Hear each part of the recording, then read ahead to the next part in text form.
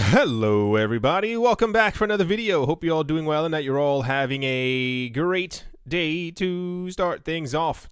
Switzerland's primary stock exchange, known as SIX, could soon list another cryptocurrency-based exchange-traded product, or an ETP, which will track the price of XRP, the third largest crypto by market cap. Heini Rashwan, co-founder and CEO of the Swiss company Amon AG, which already offers several crypto ETPs, told CoinDesk in an interview that his firm has received approval from SIX to issue the XRP-linked ETP with the ticker name AXRP, adding, "We can comfortably say that we expect to release the world's first XRP ETP within the next 2 months." Besides XRP, Rashwan said that Amon has also obtained clearance to issue ETPs linked to 4 single crypto assets. They are Bitcoin Cash, Litecoin, Stellar Lumens, and EOS. While the exact time to launch these products is not yet fully finalized and will be based on buyer interest, he said that the firm plans to list all the eligible and approved ETPs on SIX by the end of this year, which means that by the end of this year, the primary stock exchange in Switzerland should have ETPs for, I assume they already have Bitcoin. Then it'll be XRP, Bitcoin Cash, Litecoin, Stellar Lumens, and EOS. Think about that. The SIX exchange listed its first ETP that tracks a basket of top-weighted crypto assets in November. That was last year. That product was issued by Amon for retail and institutional investors under the ticker, under the ticker name of HODL, HODL, slang in the cryptocurrency community for holding rather than selling assets. The fact that they gave it that name just makes me sad inside. Anyway, it's interesting. So it's nice to hear that we have stock exchanges around the world who are actively listing things for cryptocurrencies, have announced when they are going to be listing things. Within the next 2 months, we will have something for XRP on the main stock exchange within Switzerland, known as SIX. And even, I assume, by summertime, we should probably have it for the other 4 coins here as well. That is incredible. I'm still hoping, as we are at the beginning of the middle of March, that we will hear from the New York Stock Exchange and or the NASDAQ as to when exactly they're going to be launching their stuff, because we were given the March timeframe and we are now in March. So yeah, let's move on. Next up, FXFlat, a German foreign exchange broker, has concluded plans to increase the various cryptocurrencies it supports with 5 additions to the already supported Contract for Difference, or CFD, on Bitcoin.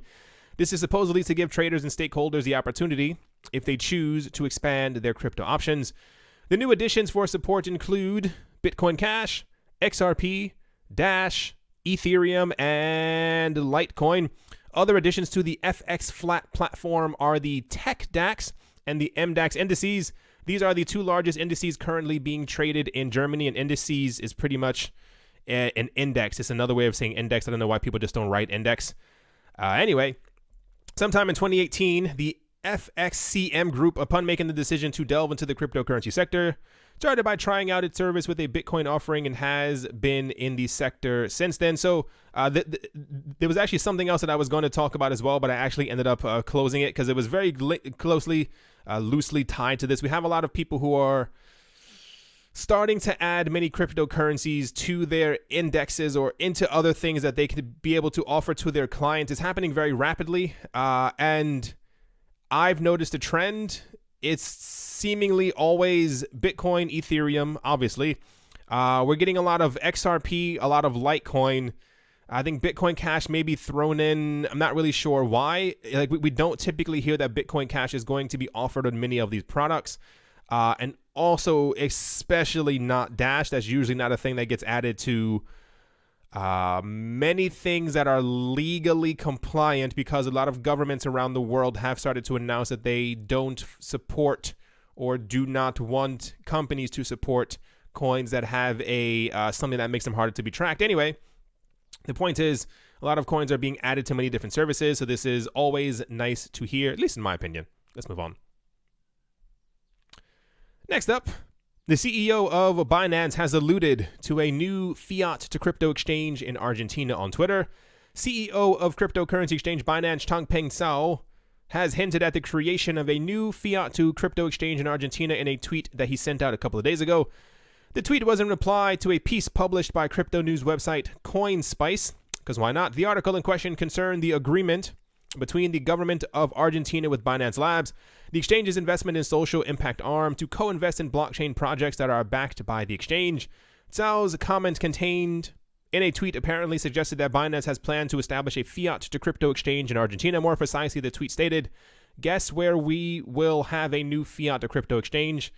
I don't see the word Argentina anywhere in there, but why the heck not? As Cointelegraph reported in January, following reports that Binance planned to launch fiat to crypto exchanges in 8 more countries, one of which was Argentina, a spokesperson of the exchange declined to confirm 6 of the alleged locations, only affirming plans for Singapore and Malta. We had news, I'm not sure if this was the exact thing right here. I'm pretty sure it's closely linked to it, that Changpeng Zhao said that they were trying to open up a whole bunch of more places around the world and that they were trying to pretty much hit every continent except for Antarctica, because I don't think penguins trade crypto. And I think, what was the other one? He definitely wants to open up stuff in South America, I think 1 or 2 in Africa, obviously a couple in Asia, Europe as well, or rather we already have stuff in Europe. I don't think Australia was mentioned, if I'm not mistaken. I think Australia might have been the only one that was kind of left out, and I think they're trying to open up things in North America. No specific locations, but Changpeng Zhao has mentioned before that because he was hounded by U.S. authorities saying that he was doing something illegal, Binance is not as keen to open up things in the States. I also don't know if we've really had news about them opening up stuff in Canada. And also not really necessarily in Mexico. That would be kind of interesting as well. I wonder exactly, we don't really hear about too much of the cryptocurrency space in Mexico. I wonder exactly if that's flourishing there. Anyway, yeah, so the opening up of more, people were asking before, why do these things need to be opened in other countries? It simply has to do with regulation. Like, you can have, you know, as the world is trying to move to a more decentralized place, or even more logically, because Binance is digital, it's online, you know, one would assume that you could just kind of give them your PayPal or give them your credit card number to be able to give them the money. However, if Binance happens to be registered in Europe or happens to be registered in Asia somewhere, most local governments do not feel comfortable with people in their country sending money somewhere overseas because this can be seen as money laundering. So this is why they are smartly, intelligently trying to open up cryptocurrency exchanges on other continents, more specifically because most countries will feel better about someone, I mean, not that much better. If you are in Brazil and you're trying to open up something, or rather sending money to Argentina through the cryptocurrency exchange, I don't know. It basically comes down to regulations. Countries are very nervous right now because of cryptocurrencies, and they don't want money flowing out of their country that they kind of don't know about. So if it's in that country and the government has, I want to say, access to be able to see exactly who was sending out money, where this money was being sent to, they will definitely do it. This is part of the problem right now that we have in, I mean, I'm not there, but if you read about at least the beginning of the economics of what's happening in China, is that so much money has been flowing out of China because people don't want to be in China because of reasons. The government has, I'm pretty sure it's like you can't take out more than $50,000 US dollars per year out of the country. So people have been obviously figuring out ways to circumvent this, but governments don't want money leaving their borders. And this is why cryptocurrencies kind of, lack of way of saying it, kind of scares them in a certain way, because if everything, keep this in mind, if everything does, maybe, no one knows for certain, everything, let's say everything, you know, starts flowing through Bitcoin, governments then have no control of what money is leaving their country and what kind of stays inside of it. So this is why you hear so many things about regulation and sandboxes and trying to make sure that only like the wealthiest of the wealthy can gather crypto or hold crypto or like put their money into ICOs. It's all tied into pretty much like money laundering, AML, KYC, kind of is what it is. Anyway, let's move on. Next up, United States Securities and Exchange Commission Commissioner, amazing, Hester Peirce, has argued in favor of self-regulation for cryptocurrency markets when possible. The commissioner made her remarks during a public talk with the former Commodity Futures Trading Commissioner Chairman Gary Gensler at the MIT Bitcoin Expo 2019 a couple of days ago. The context for Pierce's comments was a proposal from Gensler that a more robust and unified national-level regulatory framework would be desirable. And Gensler's opinion, this would encompass not only trading platforms that offer security tokens or complex investment instruments, but also those that list commodities such as Bitcoin. Pierce responded by saying, "One really important thing to remember is that people regulate each other in their interactions with one another, and that's the whole purpose of Bitcoin's idea. That it would be a community that would be able to regulate itself. As problems arise, people in the community are thinking about how to deal with those problems. One model would be to have a government regulator, but I don't think that's the only model," end quote. Gensler's argues in favor of extending national-level regulation over a broader spectrum of crypto trading centered on improving investor protection, coordinating money laundering prevention, and addressing the current regulatory and enforcement discrepancies across different states. This is usually what it comes down to. They don't really care about anything else. When they say investor and I mean, it's just about the words that people use. Investor protection doesn't mean you. It does not mean I. It does not mean we. It comes down to the institutional investors. Usually they're friends of the people who are making these comments. It comes down to people. I want to protect people. Usually it could be them as well. I have no idea how much money he has in his bank account, who are wealthy so that they don't lose a large portion of their money. Part of the problem with cryptocurrencies, air quotes, is that governments have a problem with it because if you, as a rich person, put your money, $10 million into cryptocurrencies, the market goes down, the market does something, the market goes sideways, meaning it goes down, and you lose money. How are you protected against this? And this is why we have so many things with stable coins. There's a reason why we have tens of thousands of stable coins coming out. This is why we have so many things about custody platforms. It all comes down to protecting the very wealthy. It's like when politicians say, we want tax cuts. They don't mean that for you. They mean that for the other rich people. They just kind of package it nicely so that it sounds nice. Like I just mentioned over here, everything comes down to money laundering, AML, KYC, because governments don't really have a way to stop what's happening and what's growing. Like, you can ban Bitcoin. Yes, logically that can work. But governments won't ban it at this point because there's too much money to be made. I mean, it kind of is what it is. Anyway, I'm getting completely off track. I'm on a whole nother road right now.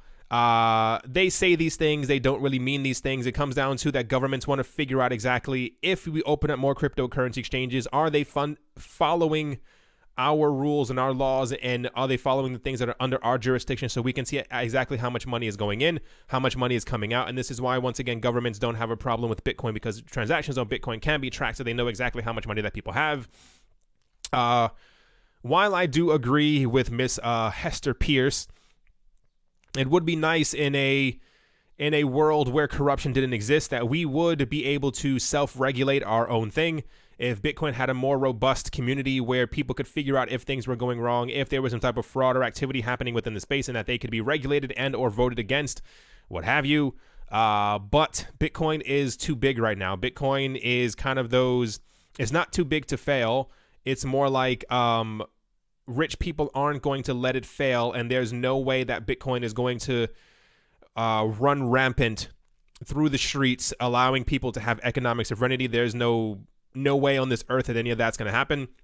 So I'm fairly certain when a lot of these talks happen, to me, it always sounds like they're trying to figure out, and I mean this in the nicest way, I feel like they're trying to bide their time.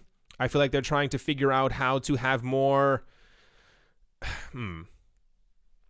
I think that I feel like the SEC and the CFTC already know what they're going to do with cryptocurrencies. I'm not exactly sure why they're waiting. It doesn't take a long time, especially we've had people since 2016 talking about that everything, and more solidified in 2018, everything that was an ICO is a security. And pretty much I think Bitcoin and Litecoin kind of go unscathed in that entire discussion. They know exactly what they're going to do. It doesn't really... I know that they don't really care, but I know that there's a lot of money behind the scenes that are probably swaying them in different directions. But I don't think that we're ever going to have a situation in the United States, maybe in other countries, where cryptos and people who are into crypto are going to be able to regulate it themselves. That is not something that's ever going to happen. As optimistic as she might be, I always feel like Hester Pierce is kind of like She's in like a boxing ring, and there's like 9 people just punching her in the face, and she's trying to fight back. Like, she may actually care about crypto or like the broader crypto space or the broader crypto markets, but no matter where she turns, everyone is kind of going to be against her, because crypto is too. When you talk about having a multi-trillion-dollar market in the future, there is no way on this earth this market in the U.S. is not going to be hyper regulated in some sort of way. Keeping in mind that we were supposed to have heard from the SEC last spring. We haven't even gotten to spring yet, so this is 2018. This is like March, April, May of exactly what they were going to do with crypto. We still have not heard a word, and I don't think we're going to anytime soon. But yeah, let's move on. Next up, retail giant Overstock.com, Inc.'s blockchain subsidiary, Medici Ventures, has acquired a stake in blockchain banking platform Bankorus, according to a press release on yesterday. Medici Ventures has purchased a 5.1% stake in Bankorus, a blockchain banking platform that enables both individuals and institutions to buy, sell, lend, and store digital assets. Jonathan Johnson, president of Medici Ventures, said that the addition of Bankorus to Medici Ventures' portfolio of companies will further our work in building the foundation of blockchain-based technology stack for society. The financial details of the acquisition were not forthcoming. Medici Ventures has been largely investing in blockchain projects. Last December, the firm purchased $2.5 million or 10% in equity in agricultural product Grain Chain, a blockchain-powered system that enables supply chain parties to track the distribution process of harvest. Where was the more important part? I don't know if it's somewhere around here. Yeah, this is kind of important. It says, last month, Overstock's founder, Patrick Byrne, people told me to say it that way, Patrick Byrne, said that blockchain can make government super efficient and incapable of being bribed. That is very important. Pointing out that government services have reached a turning point for a fundamental change of their structure, and blockchain technology, in his opinion, will be the optimal solution. Byrne proposed building government as a service, a set of applications and companies that between them can bring blockchain to different services that governments provide. So, many crossroads in crypto right now. I mentioned before, one of the main reasons why you've seen governments be so bullish on blockchain, and I guess to maybe 0.25% of that, relatively okay with or slightly bullish on Bitcoin. It comes to the fact that the world that we're entering is a world that people have been trying to dismantle this world for a very long time, and now we are on the cusp of making it happen. It pretty much comes down to transparency, being able to figure out who's responsible for what, and making sure that they are held accountable when they have done something wrong. Blockchain is very important because we will be able to have complete trust even when there is no trust. And this is why I think, and I'm glad that this is happening more and more often, I hope that it continues, why I think that more cryptocurrency companies are buying more stakes in banks. It comes down to being able to help people who are startups who are trying to get into the cryptocurrency space, but also we need this. And I know that sounds cheesy or whatever. We need a world where even if I don't trust you, I can still trust you. And it's going to happen through blockchain. It's going to happen through cryptocurrencies.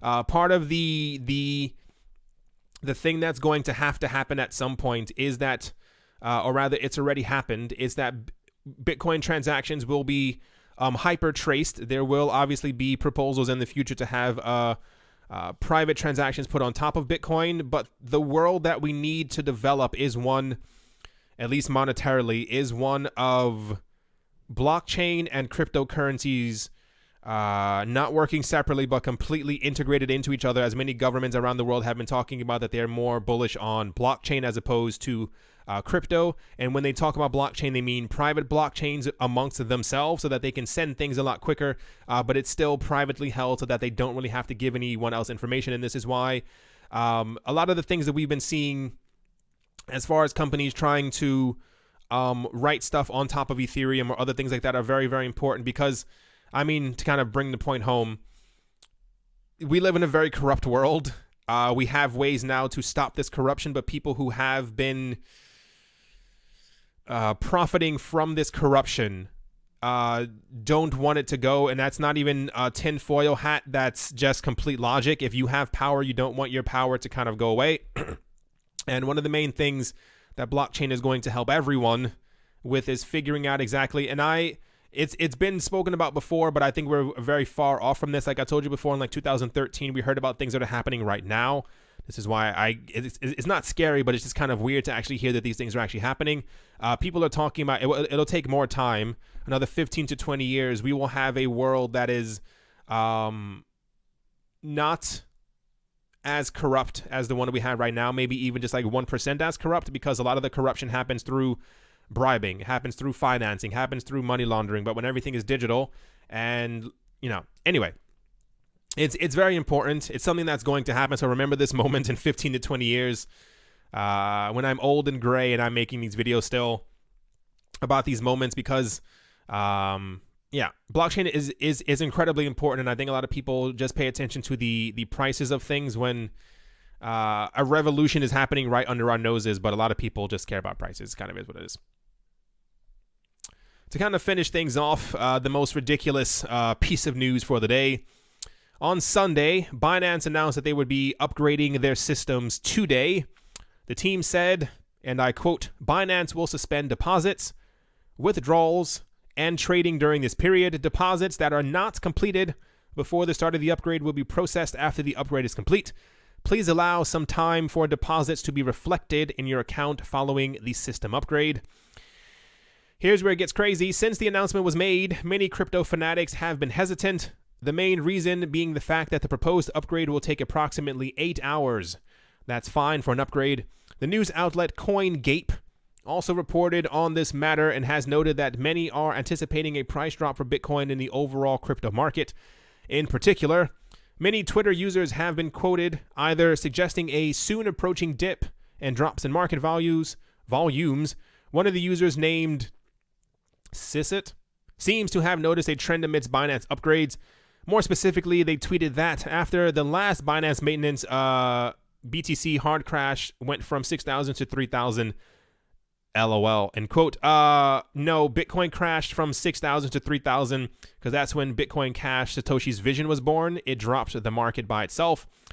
Thank you, Craig Wright. With the probable drawbacks of the Binance upgrade, CoinGape has also stated that many token holders will be watchful of excelling tokens, including the likes of Bitcoin, Binance Coin, Engine Coin, and Theta. It doesn't have it somewhere down here. No. On other things that I was looking at, I don't understand life anymore. People are afraid of Binance doing an upgrade. One, if you want your money to be safe, they have to upgrade their systems. Two, we've had upgrades happen before on every other platform because you have to upgrade your system. If you have millions of people using your platform, it has to upgrade at a certain point. If they say that it is going to take 8 hours to upgrade their systems, and it just so happens to take 18, maybe even 24 hours for them to upgrade it, let it be. It's fine. You know where your money is. Binance is located all around the world. If you are angry enough and you lose your money, you can go and find them. Upgrades take a long time. They're trying to make sure that your money is safe. Another thing that I've been seeing around is that for some reason people are very antsy because, how do I put this into words? People are scared that if Binance goes into maintenance mode, which it is going to do, that the market is going to drop. And this pretty much comes down to the fact that maybe everybody shouldn't just be using the same exact cryptocurrency exchange, because if you have so many people using one exchange and then the volume goes offline, prices are going to drop.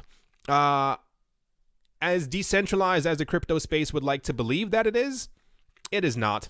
I love Binance. I think Binance is awesome, but we do have other platforms out there. And if you feel like, and I'm not pointing to anyone specifically out there, I mean just in general, we have so many times that people have noted, like, remember when Coinbase was doing their upgrades, and when Kraken was doing their upgrades, and when Bitfinex was doing their upgrades, and when Bittrex was doing their upgrades, and everyone starts panicking. It's like there are more than one cryptocurrency exchanges out there. You can use other platforms. Like, if you feel that scared, maybe it might be time for you to fraction off the money that you have into different cryptocurrency exchanges so that you don't feel as threatened by an upgrade.